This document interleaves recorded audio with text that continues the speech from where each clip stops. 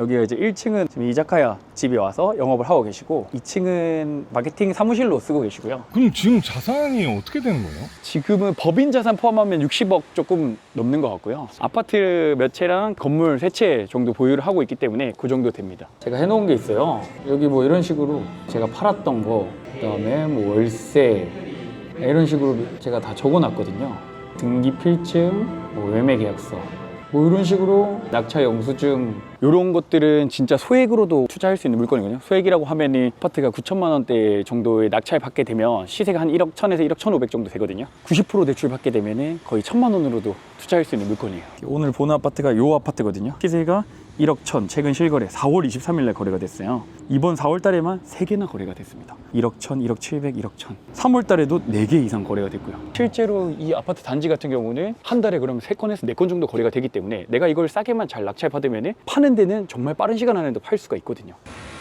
안녕하세요. 안녕하십니까. 네, 자기소개 간단하게 좀 부탁드립니다. 네, 안녕하십니까. 저는 부비게이터라는 필명으로 활동하고 있고 부동산 투자한 지 이제 9년 정도 되었고요. 아파트를 시작으로 해서 공장, 건물 투자까지 하고 있는 부동산 투자자입니다. 여기가 지금 어디라고요? 부산 북구 함영동이라는 동네거든요. 놀라시겠지만 1억 초반 정도 하는 아파트입니다. 서울 분들이 들으면 놀라죠. 24평이 1억밖에 안 하냐 하실 텐데 부산에 이제 또 이런 아파트들이 많이 있습니다. 대표님은 어떤 일 하시는 거예요? 저는 부동산 경매 투자를 전업으로 하고 있고요. 법인이랑 개인으로 아파트부터 시작해서 건물 투자들을 좀 하고 있습니다. 제가 봤을 때는 그렇게 나이가 많아 보이진 않으신 것 같은데. 나이가 이제 93년생이고요. 올해 33살이고요. 투자한 지 이제 한 9년 정도 됐습니다. 20대부터 투자를 했던 거예요? 네, 20대 한 중반부터 투자를 했고 운 좋게도 제가 이제 모델하우스 아르바이트를 하면서 거기에서 부동산으로 돈 번 분들을 많이 뵙다 보니까 나도 부동산 투자 안 하면 바보 되겠는데 해가지고 그때부터 시작을 했어요. 부동산이나 이런 돈에 대한 어떤 갈증들은 네. 좀 어디서 온 거예요? 그러니까 제가 어릴 때 뭐 집이 그렇게 잘 살지 않았거든요. 부모님이 중국집을 하셨는데 한 개의 방에 다 같이 살았었어요. 제가 아까 오면서 또 생각했는데 제가 처음으로 중학교 때 샀던 신발이 반스예요. 제가 인터넷 쇼핑몰에서 구매해서 그게 나중에 오고 보니까 짝퉁이었거든요. 그 친구들한테 약간 놀림 받았던 기억이 있어요. 그런 것들이 되게 결핍으로 좀 많이 와닿았던 것 같아요. 그래서 뭔가 좀 잘 살아야지. 그리고 부모님이 장사가 잘 안 되면 맨날 표정이 좀 어두웠던 적도 있었고 저희가 먹고 싶은 거 있는데 눈치 보면서 못 사주고 시간 많이 못 보냈던 거, 그런 것들을 보면서 오히려 저는 제가 돈을 벌어서 부모님한테 맛있는 거 사드리고 당당하게 살고 싶다라는 생각이 많이 강했던 것 같아요. 그럼 지금 자산이 어떻게 되는 거예요? 지금은 법인 자산 포함하면 60억 조금 넘는 것 같고요. 아파트 몇 채랑 건물 3채 정도 보유를 하고 있기 때문에 그 정도 됩니다. 지금 여기 임장 보러 오신 거죠? 네, 맞아요. 물건이 나와서 이런 것들은 진짜 소액으로도 투자할 수 있는 물건이거든요. 소액이라고 하면은 아파트가 9천만 원대 정도의 낙찰 받게 되면 시세가 한 1억 1000에서 1억 1500 정도 되거든요. 90% 대출 받게 되면은 거의 1000만 원으로도 투자할 수 있는 물건이에요. 서울이 아니잖아요. 여기 네. 부산이잖아요.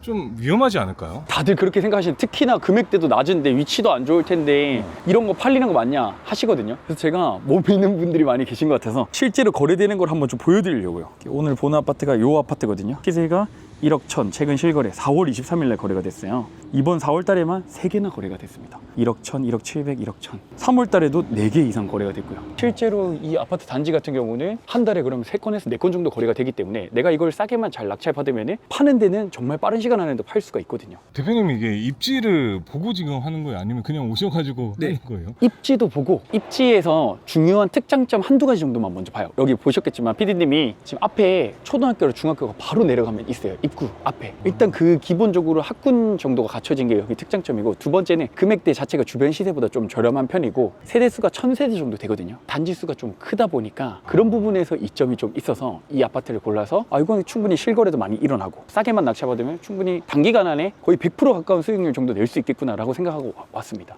투자금을 초반에는 어느 정도로 시작하신 거예요? 맨 처음에는 2천만 원대로 시작을 했고요. 1억대로 해가지고 서울에다가 투자를 할 수도 있는 건데 왜 여기 부산까지 이렇게 오셨을까요? 보통 선입견이 있는데 지방은 하면 안 된다. 특히 부산은 제일 많이 얘기 나오는 게 노인과 바다라는 얘기 많이 하거든요. 고령인 분들이 많고 바다밖에 없다. 근데 그렇게 하더라도 부산 인구가 지금 320만이거든요. 근데 우리가 알고 있는 경기도 용인이나 화성 이런 데가 인구 100만 조금 넘어요. 그거 3배거든요 사실. 아무리 여기 인구가 빠져나간다 하더라도 기본 어떤 체급이 괜찮다고 해야 되나? 수요 자체가 아무리 줄었어도 여기가 다른 웬만한 경기도 외곽에 있는 도시들보다는 훨씬 더 투자하기 수월하다라고 판단해서 여기로 왔습니다. 그 다음에 이렇게 얘기하면서 제가 광역시 시세 위주로 많이 얘기를 드리거든요. 작년, 재작년부터 대구 아파트에 미리 들어가면 괜찮다고 했는데 제가 지난주에 대구 임장을 갔다 왔어요. 작년보다 시세가 1억에서 1억 5천 이상 이미 올랐어요. 대구 같은 경우는 동대구역 근처에 있는 아파트들이 지금 굉장히 가격이 많이 올랐어요. 꼭 지방이라고 아파트 가격 안 오르는 거 아니니까 시드가 좀 부족하신 분들은 지방에서도 이런 광역시들 위주로 조금 많이 살펴보시면 충분히 투자할 기회는 많이 있다고 저는 생각합니다. 어디 올라가야 돼요? 예, 저희 여기 9층이긴 한데요. 네. 실제로 임장 오면은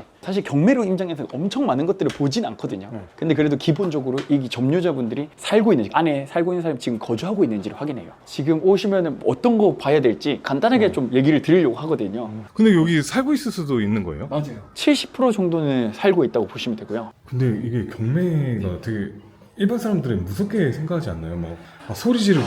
근데 이제 그때 예전에 영화나 이런 거 나올 때는 어떤 시절이었냐면 경매를 받으면 이분들을 소송을 통해 가지고 내보내야 되는 시간이 굉장히 길었어요. 1년 정도 걸렸다 보면 되는데 그걸 알고 이제 원래 거주하시던 분들이 돈 뭐 한 1,000만 원 내놔? 아니면 나 안 나갈래. 아니면 소송해. 그럼 1년 동안 소송했는데 그게 피곤했던 일이었던 건데 지금은 이제 그게 사라지고 한 달 정도만 텀을 두면은 강제 집행이라는 게 다 가능해졌거든요. 요즘에는 이사비, 만차 협의를 하면은 명도가 마무리가 잘 돼요. 특히 아파트는 크게 걱정하실 게 없어요. 그래서 오늘은 어떤 과정일까요? 요거는 이제 그래서 직접 거주하고 있는지 안 하는지 확인하려고 하는데 보통은 이제 거주를 안 하시면 우편함이 막 쌓여 있어요. 그래서 실제 거주하는지는 한번 올라가서 인기척을 볼 수도 있고 거주를 안 하시면은 법원에서 우편 배달이 엄청 많이 왔을 거예요. 이걸 안 떼셨겠죠. 그러면 지금 경매를 어느 정도 좀 해봤어요? 경매는 지금 낙찰받고 매도하고 전월 세팅하는 것까지는 40건 정도 했고요. 1년에 한 건 하기도 되게 어려울 텐데. 네. 근데 이제 저희 같은 경우는 사고팔고를 굉장히 많이 했었기 때문에 그 사고팔고를 하면서 시드가 불어나잖아요. 그러면 더 좋은 거 하고 1억대 하다가 2억대로 가고 2억대에서 4억대, 4억대에서 뭐 6억대 이런 식으로 이제 발전을 많이 했죠. 아파트 같은 경우는 워낙 많이 해서 명도나 뭐 이런 거는 진짜 쉽거든요. 근데 이제 많은 분들이 오해가 많아서 시작을 잘 못하더라고요. 보통 보는 게 요즘에는 쿠팡 많이 시키잖아요. 쿠팡 배달이 와 있는 걸 확인하면은 안에 거주하시거나 안에 보통 인기척이 있을 수 있어요. 그런 걸로 이제 판단을 하거나 근데 이걸 왜 확인하는 거예요? 살고 있다 하면은 명도라고 하죠. 안에 살고 있는 사람 내보내는 걸 명도라고 하거든요. 그걸 해야 될 대상이 생긴 거를 인지하는 게 첫 번째. 두 번째는 이사비 협의를 해야 되니까 이사비까지 입찰가에 녹여있지 더 쓸지 덜 쓸지를 결정해요. 근데 만약 안 살고 있다 그러면은 명도 비용을 빼고 입찰가를 산정하면 되기 때문에 그런 것 때문에 이제 확인을 하죠. 거주를 하시는 것 같아요. 왜 이렇게 목소리를 적게 하시는 거예요? 안에 계실 수도 있으니까. 왜냐면 예전에 한번 마주친 적이 있어서 추가적으로 확인을 어떻게 하냐면 관리실에 전화를 해서 문의를 해보시면 되거나 관리비를 얼마나 미납했냐까지 확인이 다 가능하거든요. 그걸 보고 이제 판단하죠. 경매 물건들이 다 어떤 특징들이 좀 있는 거예요? 경매가 특별히 하자가 있어서 안 좋은 물건 나온다라고 생각하시는 분들 많은데 전혀 그렇지 않고 이 사람이 돈을 빌렸는데 못 갚은 거예요. 돈 안 갚은 사람의 부동산이 경매로 나오는 거거든요. 단순히 그 문제입니다. 그러니까 이게 그냥 부동산에서 사는 게 아니라 법원에서 산다 그거가 차이점이 있는 거죠? 맞아요. 근데 이제 법원에 산다고 하면이 또 많은 분들이 이렇게 걱정을 하세요. 특히 회사 다니시는 분들, 자영업 하시는 분들 시간 내기 어렵잖아요. 법원은 평일에만 진행하거든요. 그럼 나 경매 못 하겠네 이렇게 생각하시는데 그게 아니고 요즘에는 대리 입찰이라는 제도가 생겨서 법원에 직접 가지 않아도 법무사분들이나 거기 사무장이나 부동산 소장님들이 다 대리로 입찰을 해주고 카톡으로 결과를 다 줘요. 세상 좋아졌습니다. 되게 초반에 20살 때 하신 거잖아요. 네, 20대죠. 그때 좀 어땠어요? 그때는 직접 막 다 갔었고요. 임장도 다 갔어요. 모르니까 처음에는. 저는 사실 처음 한 건 빼고는 그 임장을 그 다음 다 안 갔거든요. 왜냐면은 결국에 시세는 정해져 있고 내부를 내가 본다고 한들 사실 바뀌는 게 없잖아요. 소장님들 전화하면 이 정도 금액 팔 수 있다고 하고 실거래가 이렇게 뜨기 때문에 저는 집을 내부를 한 번도 안 보고 판 것도 많아요. 소장님들을 다 보내요. 소장님들이 안 해줄 이유도 없는 게 내가 부동산 소장님한테 물건을 다 드리잖아요. 그분들 물건 받으면 매도하시면 중개 수수료 받으시니까. 지방에 있는 건 보통 다 소장님들한테 부탁드려서 계약서도 사실 월세 계약서 이런 거는 다 대리로 합니다. 대표님이 하시는 일은 뭐예요? 저는 이렇게 입찰 전에만 시세 조사하고 입찰가 산정만 잘하고 낙찰 받고 명도만 하면 끝이에요. 되게 심플합니다. 근데 제가 좀 듣기로는 초반에 경매로 해가지고 한 1,500만 원 수익을 좀 냈다고 얘기를 들었는데 맞아요. 그때 과정들이 좀 어떻게 됐을까요? 그건 경남 김해에 있는 곳이었거든요. 장유라는 곳에 있는 아파트를 받았었고 시세보다 한 2,500 정도 싸게 받았었고 그걸 한 2달 만에 팔았거든요. 세금 다 떼고 한 1,700 이 정도 남았던 것 같아요. 그때 딱 느낌이 어땠을까요? 와 그때는 아 이게 진짜 되네? 책에서 보던 게 되네? 회사 퇴사해도 된다 라는 생각을 확실히 한 거죠. 오늘 하루 스케줄이 어떻게 되시는 거예요? 이렇게 이제 보여드려도 많은 분들이 보통 그게 되냐, 진짜 돈 번 거 맞아? 라고 많이들 질문하시는데요. 직접 제가 실제로 예전에 경매로 사서 빠르게 팔아서 수익을 냈던 것들을 좀 보여드리려고 합니다. 여기보다 훨씬 더 허름하고 훨씬 더 안 좋아 보이는 아파트입니다. 한번 보여드리겠습니다.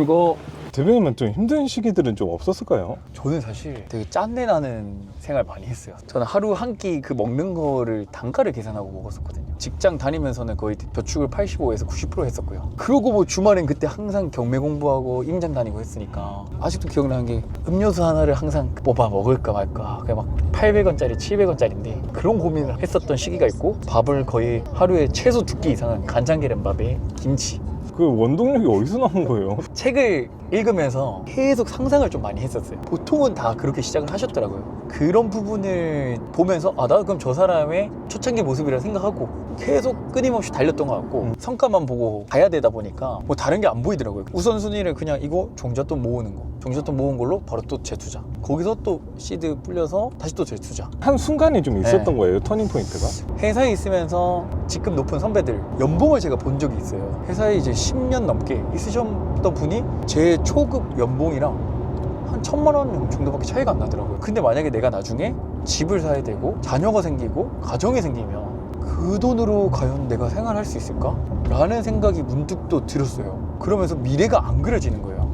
내 스스로 돈 벌 수 있는 방법을 찾아놔야겠다. 그 무기가 있어야 되겠다 하는 게 경매였던 것 같아요. 회사 나간다 할 때는 선배분들이 엄청 많이 말렸죠. 또 지금 이 시국에 어떻게 돈 벌려고 하냐. 그때가 코로나 막 시국이고 이랬으니까, 야 지금 너 이거 회사에서 이 정도 너 나이에 받는 거면 감사하게 생각해야 된다고 그러면서 엄청 말렸었거든요. 근데 뭐 이제 나왔죠. 내가 1년 동안 내가 전에 다니던 직장 연봉만 딱 벌자. 근데 사실 그게 3-4달 만에 그 돈을 다 벌었거든요. 인맥도 없었던 거 아니에요? 아무것도 없었어요. 1년 동안 모은 종잣돈, 그 다음에 신용대출 받았었어요. 회사에서 나오면서 퇴직하기 일주일 전에 그걸 이제 종잣돈으로 활용한 거죠.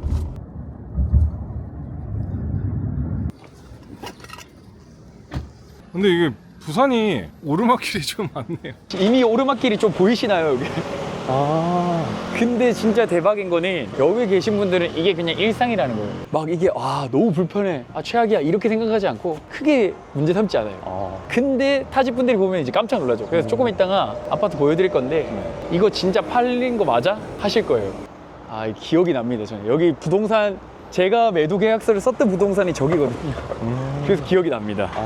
그때는 얼마 벌었던 거예요? 명도가 생각보다 오래 걸렸어요. 원래 생각보다 1-2달? 오래 걸린 기간 동안 이자를 냈을 거 아니에요. 그러면 가슴이 미어지거든요. 이자 내면 내 수익이 줄어드니까 그 기간 동안에 아파트 가격이 거의 한 3천 가까이 오른 거예요. 원래 생각했던 수익보다 한 2천만 원 이상 더 벌었었어요. 그래서 제가 퇴사하고 아까도 얘기드렸지만 1년 동안 4천만 원 벌자가 목표였거든요. 근데 그게 진짜 한 3-4개월 만에 다 끝났었어요. 근데 그러면서 가치관이나 이런 게 좀 변했을까요? 진짜 하면 되구나라는 게 생겼고, 나도 할 수 있다, 나도 그 책에 나온 사람들처럼 유튜브에 나온 사람들처럼 할 수 있겠구나 라는 자신감 얻은 게 제일 큰 것 같아요, 솔직히 말하면. 초반에는 거의 혼자서 이렇게 임장 다니고 그러셨겠네요. 혼자 정말 사실 외롭게 많이 다녔어요. 한동안에는 뭐 친구들이나 술도 거의 안 먹었고요. 임장을 뭐 지방 어디든 수도권이든 다 혼자 다녔어요. 돈 버는 거, 성장하는 거, 이거에 근데 집중하다 보니까 꾹꾹 참으면서 갔던 것 같습니다. 그래서 제가 일기를 거의 매일 썼거든요. 이 감정을 털 데가 없으니까. 그렇다고 친구들이 부동산에 관심 가진 것도 아니고, 제가 아무리 낙찰받고 잘했다고 해서 누가 대단하다라고 해주는 사람도 없었어요.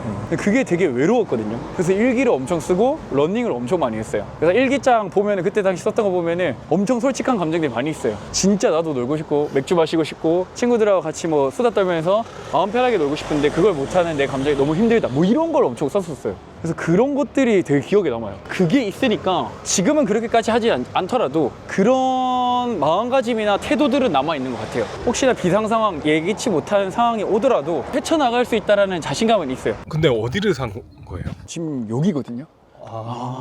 지금 피디님 오셔서 아시겠지만 여기가 정말 그 오르막 한 중간입니다. 한 중턱 정도 돼요. 여기를 사서 팔 수 있을까? 라는 생각이 아마 지금 드실 거거든요. 근데 어떤 투자 포인트가 좀 있었을까요?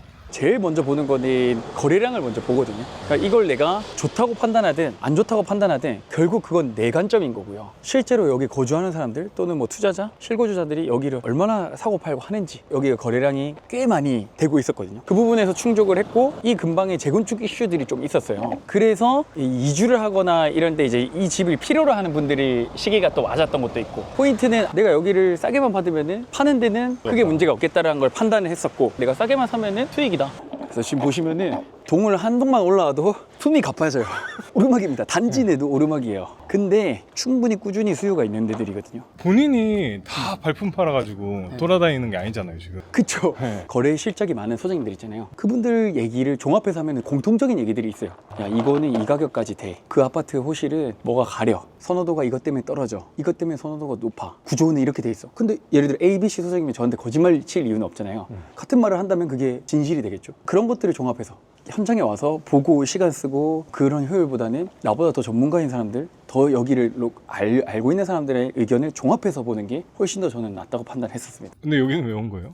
이게 이렇게 열악해도 팔린다는 걸 좀 보여주고 싶었어요. 화면에 다 담겼을지 모르겠는데 걸어봐서 아시겠지만 사실 저는 투자 안 할 것 같아요. 그만큼 안 믿기는 거예요. 초보자분들 중에 저한테 이제 많이 얘기하시는 게 빌라 오피스텔 하면 안 되나요? 하시는데 그것도 물론 돈 벌 수 있어요. 경매로는. 왜냐면 어차피 싸게만 사면 되기 때문에. 근데 대신에 빌라나 오피스텔은 시세 조사하기가 조금 어렵습니다. 왜요? 거래 사례가 많이 없어서. 아파트가 제가 전화로 임장이 끝나고 안내를 안 봐도 되는 게 거래 사례가 너무 많고 소장님들이 아는 게 너무 많아요. 근데 예를 들어 오피스텔 같은 경우는 100세대짜리를 내가 투자한다 했을 때 거래가 거의 안 될 거 아니에요. 그러면 뭐 예를 들어 1, 2년 동안 거래 안 됐으면 소장님도 사실 시세를 몰라요. 소장님도 모르는데 내가 어떻게 알겠어요? 초보자들이 과연 그 시세 판단을 똑바로 할 수 있을까? 그런 리스크가 있기 때문에 실력이 오히려 늘어난 다음에 하라고 얘기 드려요. 보통 이제 40, 50대 분들이 부동산 진짜 좋아하시잖아요. 네, 맞아요. 근데 젊은 분들은 주식이나 이런 걸 되게 좋아하는 맞아요. 거예요. 요즘에 주식이나 코인 이런 거 막 좋아하시는데 그런 거는 투자 안 하시나요? 그것도 안정적인 것만 해요. 코인도 비트코인만 조금만 사고 주식도 시총 되게 높은 거. 부동산도 안전자산이긴 하지만 부동산 중에서 돈을 더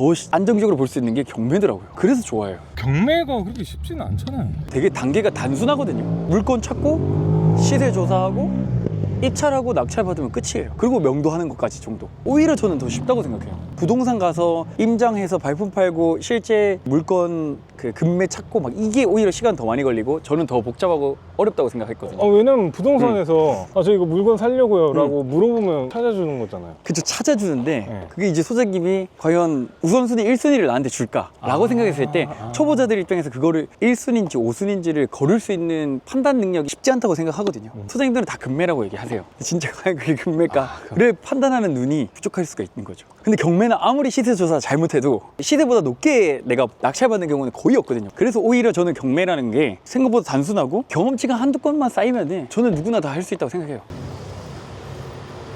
지금 어디 가시는 거예요? 지금 이제 아까 얘기 드렸던 건물 좀 보러 왔습니다. 여기가 이제 1층은 지금 이자카야 집이 와서 영업을 하고 계시고 2층은 마케팅 사무실로 쓰고 계시고요. 여기 처음에 물건 샀을 때는 얼마 정도로 사신 거예요? 제가 이거 10억 초반에 샀고요. 2층짜리 주택이었어요. 지금 보시면은 한 개 층수가 올라가서 3층으로 되어 있는데 지금 메뉴에는 이제 네일 샵 운영을 계속 처음부터 오셔가지고 꾸준히 하고 계십니다. 여기는 사시는 어떤 이유들이 있을까요? 부산에 이제 서면이 제일 큰 상권이거든요. 근데 그 중에서 서면 바로 옆에 있는 점포라는 카페 거리가 10년 전부터 여기가 형성이 됐어요. 그리고 서면과의 접근성 걸어서 여기로 올 수가 있거든요. 그 상권이 되게 다 유동적으로 연결이 돼 있고 그 중에서도 여기가 지금 제일 번화하고 있는 상권이기 때문에 투자를 했고 경매나 이런 하시는 분들이 나이대가 어떻게 돼요? 예전에 제가 처음 시작할 때만 해도 20대가 거의 많이 없었거든요. 보통 한 40대, 50대 분들이 많이 했었던 것 같고 지금은 연령대가 확 어려져가지고 20대 분들도 법원에 가면 자주 보여요. 좀 분위기가 달라지고 있는 것 같아요. 워낙 요즘에 유튜브나 인스타그램 이런 것들이 발달 많이 하다 보니까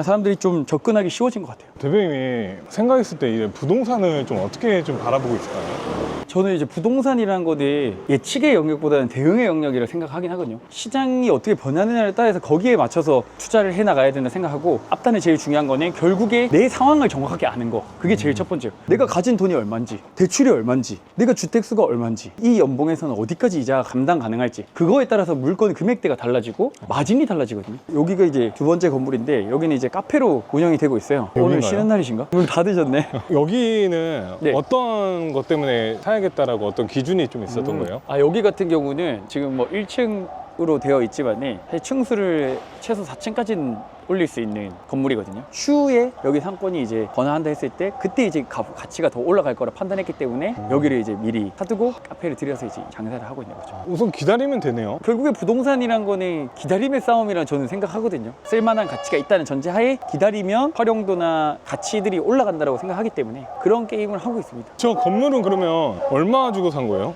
이거는 사실 거의 아파트 가격이에요. 5억 좀 넘게 주고 샀습니다. 되게 저렴해요. 왜 이렇게까지 성장할 줄 알았을까요? 저도 처음엔 다 거짓말을 하는 줄 알았어요. 내가 해보니까 되니까 그걸 내가 믿냐 안 믿냐 차이인 것 같아요. 그리고 믿은 사 중에서는 실행하냐 안 하냐. 이렇게 자주 와요? 시장 상황도 봐야 될 겸 임장도 올 겸 계좌분들이랑 같이 오거든요. 한 달에 한 번 정도는 내려옵니다. 그 자산 포트폴리오가 좀 어떻게 돼요? 부동산 자산이 한 80% 정도 되는 것 같고요. 그 다음에 나머지가 뭐 주식이랑 비트코인 일부 이렇게 있고 나머지가 이제 현금 이렇게 비중을 두고 있습니다. 혹시 보여줄 수 있는 자료들이 좀 있을까요? 제가 그래서 그런 질문을 너무 많이 받아서 제가 해놓은 게 있어요. 여기 뭐 이런 식으로 제가 팔았던 거, 그다음에 뭐 월세 이런 식으로 제가 다 적어놨거든요. 등기 필증, 뭐 매매 계약서, 뭐 이런 식으로 낙찰 영수증, 뭐 이런 것들. 초보분들이 경매를 투자하기 좀 괜찮나요? 지금 되게 좋은 시기라고 생각한 게 경매 물건이 재작년, 작년보다 올해 훨씬 더 많이 늘어났거든요. 그래서 물건이 쏟아지니까 그리고 아직 아파트 가격이 많이 안 오른 지역들이 아직까지 남아있거든요. 저는 오히려 아파트 가격이 오르면 투자하는데 리스크가 조금씩 커진다고 생각하거든요. 어쨌든 모든 자산은 싸게 사는 게 중요하다고 생각하거든요. 근데 아직까지는 싸게 살 기회가 남아있기 때문에 좋게 보고 있습니다. 대표님이 어떤 데이터를 지금 보고 계신 거예요? 구독자분들한테 얘기를 좀 해주시면 좀 좋을 것 같아요. 서울을 제외한 나머지 지역에서 좀 더 확률이 높은 거를 얘기를 좀 드려볼게요. 피디님도 아시겠지만 결국 가격이라는 것은 수요와 공급에 의해 결정이 되거든요. 수요보다 공급이 많으면 가격은 떨어지고 수요보다 공급이 적으면 가격이 올라가고 그거를 똑같이 원칙에 적용한다고 봤을 때 저 같은 경우는 입주 물량이라는 걸 좀 먼저 봅니다. 공급의 차원이죠. 전국에 있는 입주 물량 공급 추이가 나와요. 이제 부산으로 지금 설정이 돼 있는데 지금 보시면은 적정 수요가 16,269가구 25년에 부산 공급이 처음으로 거의 한 10년 만에 줄어든 구간이 나오거든요.